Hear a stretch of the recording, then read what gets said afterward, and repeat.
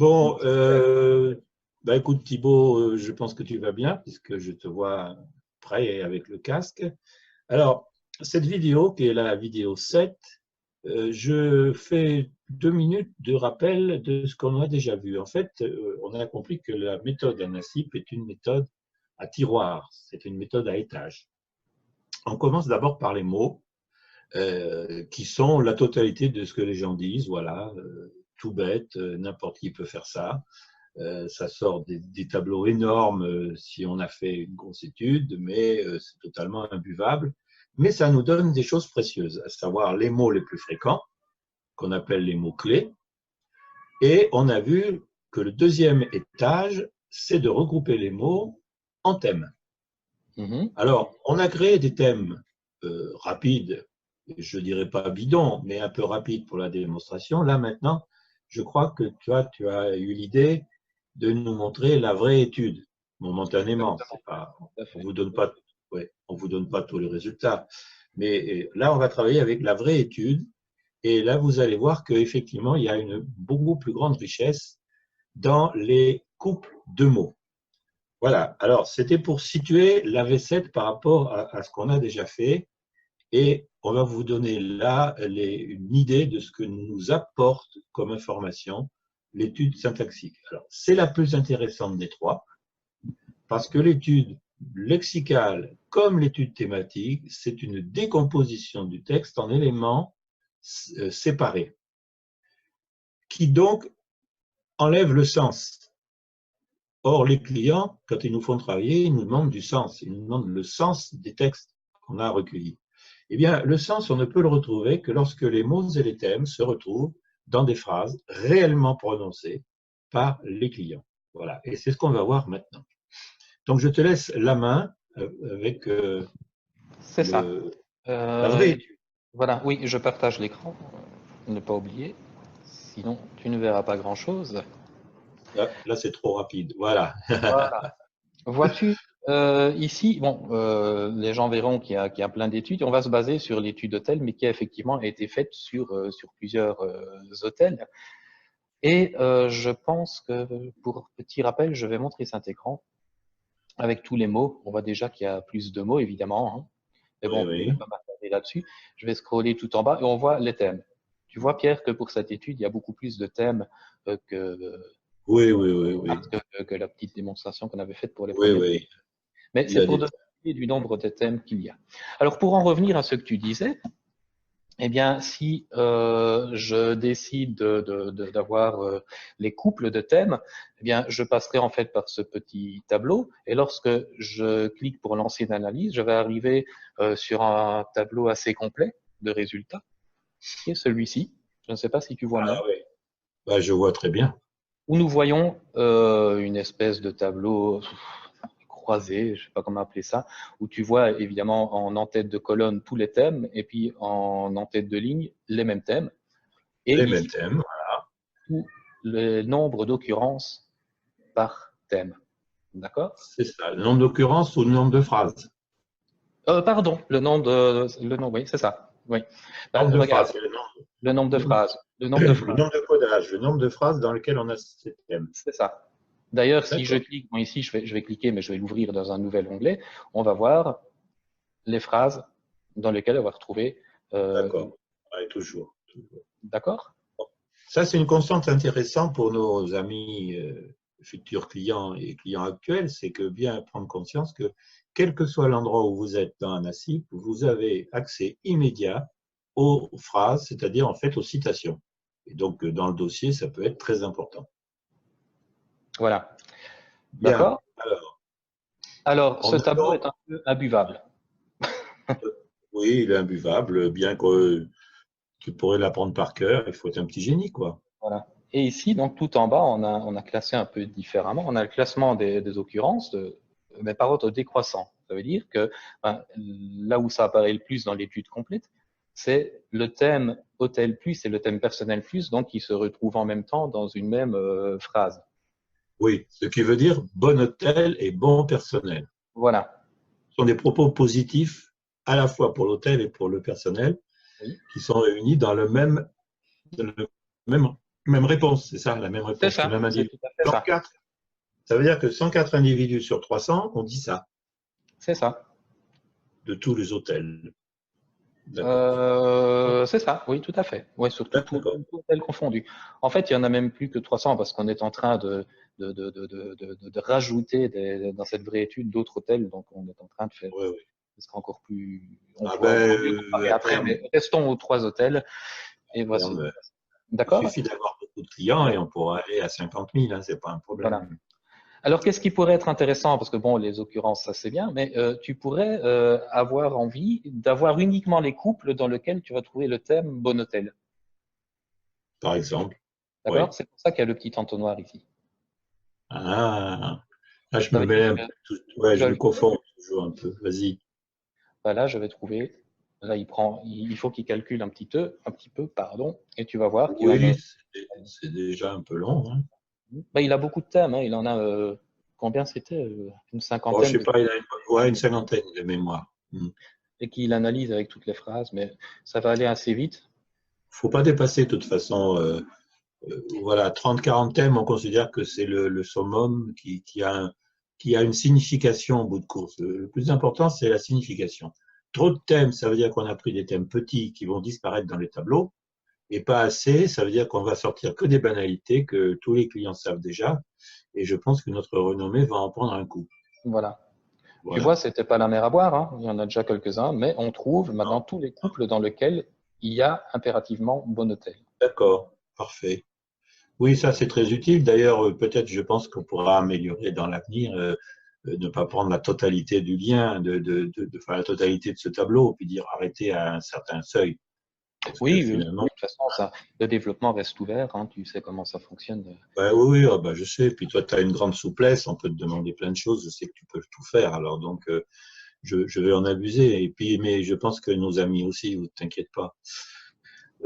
Donc, ça, c'est parfait. Alors, moi, je me suis les clients et je me dis quoi? Je me dis, écoutez, monsieur Palman, c'est très bien ça, mais là, vous vous moquez de moi, hein, parce que qu'est-ce que vous voulez que je fasse de ça? Moi, je comprends rien du tout. Je vais pas cliquer en permanence pour aller voir la totalité des phrases. Bon, il faut m'aider. Est-ce que vous avez une autre façon de me montrer ça? Voilà. Et Et ça là, qu'ils vont me dire, c'est toi qui vas oui nous ou non. expliquer ça, hein. C'est par rapport à ces Oui, données. Il y oui, a- je reprends un peu là.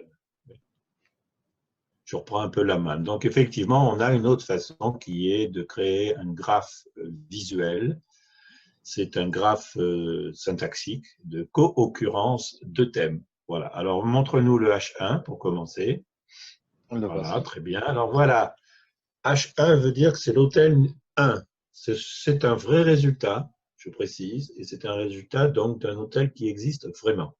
Chaque hôtel a 100 répondants. Nous avons analysé 100 répondants. Alors, on nous dit des fois, c'est pas suffisant, statistiquement ceci, statistiquement cela. Ça, c'est une grosse blague pour nous, parce que nous savons, après 40 ans d'expérience, qu'il n'est pas nécessaire d'interroger beaucoup de gens pour avoir tout ce qui peut se dire sur un sujet.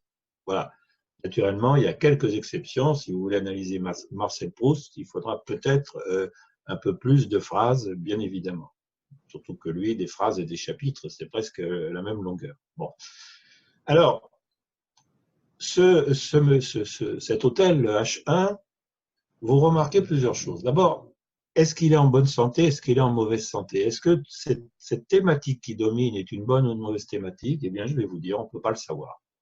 On ne peut pas le savoir tout simplement parce que pour savoir si l'hôtel se porte bien commercialement, il faut pouvoir le comparer à d'autres. Si nous analysons un travail pour l'hôtel ou pour n'importe quel client lorsqu'il va mal, eh bien, c'est une erreur. Moi, je dis que c'est une grosse bêtise parce que, en fait, il faudrait faire d'abord une étude quand tout va bien.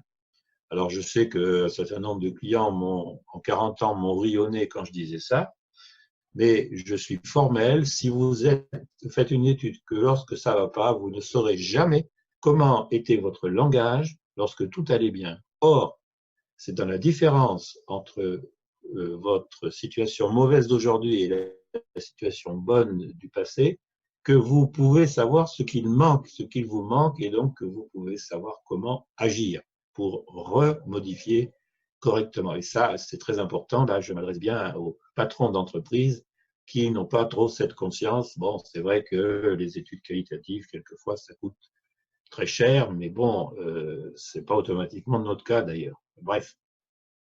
Donc, ceci est un graphe. Maintenant, je vais aller un tout petit peu plus vite. Je vais simplement vous dire comment se lit un graphe. Vous avez les thèmes en rouge qui sont ce qu'on appelle les thèmes noyaux. Ce sont ce que j'ai désigné dans une précédente vidéo comme les thèmes les moins intéressants parce qu'ils étaient inévitables. Quand on parle d'hôtel et que l'on dit ce qu'on pense d'un hôtel, eh bien on dit le mot hôtel, on dit le mot chambre, on dit le mot personnel, on dit environnement, bien sûr, ça veut dire autour, est-ce qu'il y a une gare pas loin, etc. On dit petit déjeuner quelquefois, bref. Mais dire ça, c'est de la banalité, puisqu'il s'agit d'un hôtel. Ce qui est intéressant, c'est en fait les thèmes qui sont rattachés au noyau. Par exemple, literie, propreté, pas de bruit, accueil positif. Ça, ce sont des thèmes qui sont un peu moins évidents. Et alors, on va aller très vite, parce qu'on peut parler longuement de cela. Les chiffres que vous voyez, c'est le nombre de phrases, donc le nombre de répondants qui ont dit à la fois les deux thèmes reliés. Et en bas, vous avez une analyse rapide de la structure du langage des clients H1 de l'hôtel 1, 10 thèmes, 27 couples, 5 noyaux, et une compacité, c'est-à-dire couple divisé par thème, de 2,7. C'est donc un hôtel qui se porte relativement bien, mais ça, je l'ai su qu'après coup. Maintenant, on va voir l'hôtel 2, H2. Montre-nous H2. Voilà, vous voyez la différence? H2, comme on dit vulgairement, il est un petit peu dans les choux. Mais lorsque vous analysez le langage de H2, je peux vous promettre, mais alors c'est absolument certain, j'ai fait l'expérience des dizaines de fois, devant des clients sceptiques, parce que ça existe, les clients sceptiques, eh bien, si vous avez que ça, vous dites rien, vous ne pouvez pas savoir s'il va bien ou s'il ne va pas bien. Vous voyez ce pauvre H2, il n'a qu'un seul noyau. Tous les autres thèmes sont des thèmes qui sont des cul-de-sac. On appelle ça techniquement les arbres pendants, c'est-à-dire que c'est le bout de l'arbre. Voilà. Ce sont des thèmes fragiles qui sont prêts à tomber. Même petit déjeuner, literie, environnement, propreté, tout ça. Et ce que vous voyez d'ailleurs à droite, en vert, c'est les thèmes absents qui sont présents chez les autres hôtels. Donc, cet hôtel, il a 8 thèmes, c'est bien peut-être, mais il n'a que 7 couples. Avoir moins de couples, c'est-à-dire moins de liaisons entre les thèmes que le nombre de thèmes, c'est le typique d'un langage, d'une entreprise, d'un produit ou d'un service qui est tout simplement en train de mourir, qui est en décadence totale. La compacité est négative, 0,88, donc c'est vraiment dramatique. Alors maintenant, on va voir H3, qui va nous réjouir. Voilà, H3, regardez-moi ça, comment ça peut pouvoir y retrouver ces petits, tellement il y a de liens. Et encore, on s'arrête toujours à un certain nombre de phrases. Là, vous ne voyez pas les phrases, je crois qu'on est allé jusqu'à 11. Vous ne voyez pas de phrases en dessous de 11 phrases ayant le même couple. Vous remarquez bien sûr les mêmes noyaux à un poil près, qu'on a déjà vu dans H1, qui est un hôtel qui se porte bien. Mais vous voyez donc ces noyaux, là, il y en a carrément 6, ce qui est un record. Les thèmes riches et porteurs de bons clients, il y en a quand même quelques-uns. Il n'y en a pas trop parce qu'ils sont surtout devenus noyaux. Et puis, il y a quelques thèmes que vous ne trouvez pas dans les autres, comme le prix, etc., qui sont, je dirais, de la nouveauté et qui est de nouveauté positive. Nous savons que cet hôtel, et on a pu le vérifier par la suite, est un hôtel qui cartonne, un hôtel qui a su à la fois par son environnement, par sa qualité de l'accueil, par sa qualité de confort, propreté de la chambre, etc., qui a su attirer une clientèle fidèle. Et je peux vous dire que la marque de l'hôtel et le lieu dans lequel il est ne nous aurait pas fait prévoir ça. C'était tout à fait imprévu. Donc voilà à quoi sert. Et là, je terminerai par là. Donc on peut revenir maintenant à notre thème à notre vision de tout à l'heure avec mon ami Thibault, je peux vous dire que quand on a fait correctement une étude qui va jusqu'à ce niveau-là, eh bien, on a une information qu'aucune autre méthode ne va vous donner. Les mots par eux-mêmes, ils donnent des informations que je dirais totalement nulles. En soi, c'est pas intéressant. Les thèmes sont déjà beaucoup plus intéressants parce que notre cerveau raisonne en thèmes et ne raisonne pas en mots. Mais encore une fois, le sens d'un thème est donné par sa place dans les phrases, c'est-à-dire par comment il est utilisé. Celui qui a découvert cette notion que le sens est donné par l'utilisation, le sens d'un mot est donné par l'utilisation qu'on en fait, est pas vraiment linguiste, parce que ça n'existait pas vraiment à l'époque, mais disons un savant logicien, etc., autrichien du nom de Wittgenstein, pour ceux que ça intéresse. Donc, c'est quand même relativement récent. Pour nous, il est clair que aujourd'hui, je viens encore de faire un petit sondage, les gens sont facilement amoureux d'Anassip malgré son abord, disons-le, pas toujours très sympathique, pas toujours élégant et puis un peu barbare. Ils en sont amoureux parce que, en fait, grâce à Anassip, ils ont vraiment l'information qu'ils réclamaient, une information pratique. Vous vous doutez bien sûr qu'un dossier client ne sera pas du même acabit que ce que je vous montre là. Ce que nous vous montrons avec Thibault, c'est le fruit de notre travail de ces derniers mois. C'est pour faire un cours d'analyse sémantique et ce n'est pas une présentation commerciale à un client puisque dans ce cas-là, il serait déjà endormi depuis longtemps. Voilà, je pense qu'on a fini pour aujourd'hui. Si Thibault a autre chose à rajouter, on va pouvoir passer à la vidéo 8. Voilà. Bien, à la prochaine fois, Pierre, pour la vidéo. Et bien, à la prochaine fois, Je messieurs, coupe dames, l'enregistrement et on se retrouve bientôt. tu coupes.